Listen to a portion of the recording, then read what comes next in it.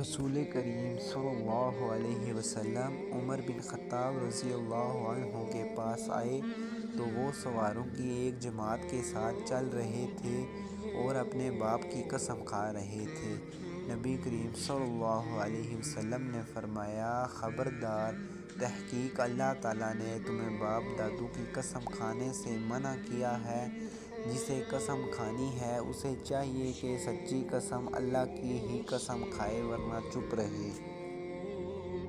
رسول کریم صلی اللہ علیہ وسلم عمر بن خطاب رضی اللہ عنہ کے پاس آئے تو وہ سواروں کی ایک جماعت کے ساتھ چل رہے تھے اور اپنے باپ کی قسم کھا رہے تھے۔ نبی کریم صلی اللہ علیہ وسلم نے فرمایا، خبردار، تحقیق اللہ تعالیٰ نے تمہیں باپ دادوں کی قسم کھانے سے منع کیا ہے۔ جسے قسم کھانی ہے اسے چاہیے کہ سچی قسم اللہ کی ہی قسم کھائے ورنہ چپ رہے۔